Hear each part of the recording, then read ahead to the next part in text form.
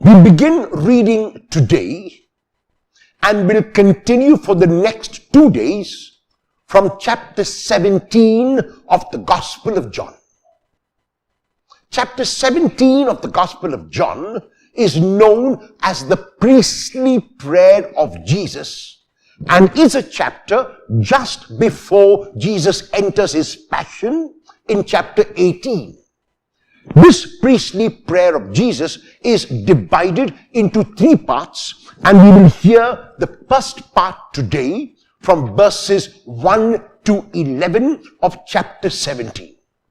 In these verses, Jesus is simply thanking the Father. His heart is filled with gratitude to the Father because the Father has given Jesus the strength to inaugurate his mission, has accompanied Jesus on his mission, and has confirmed his mission many times. The mission which Jesus came to inaugurate and the mission which Jesus continued was a mission of wholeness.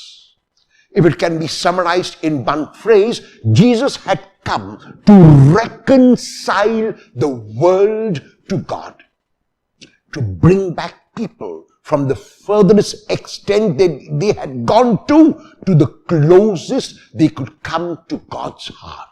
And he did this not only through the words that he spoke, but through the actions that he performed.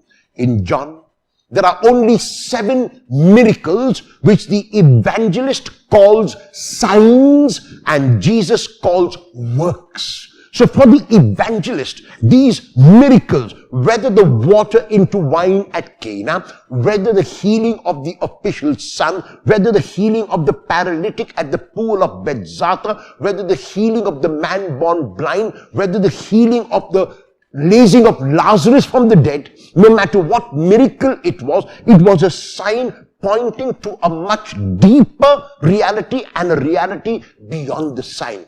And the reality was this, that God had sent his Son into the world not to condemn the world, but that the world might be saved through him.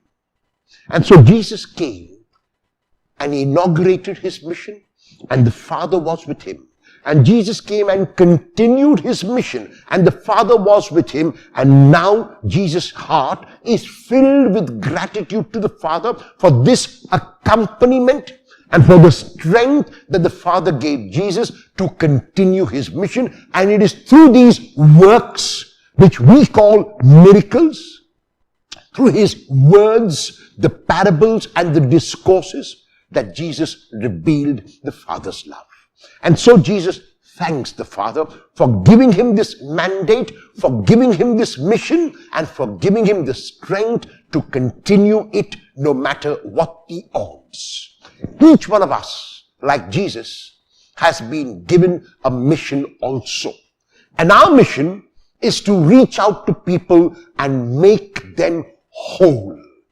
How will you, in imitation of Jesus, reach out to at least one person through a kind word, through a loving action?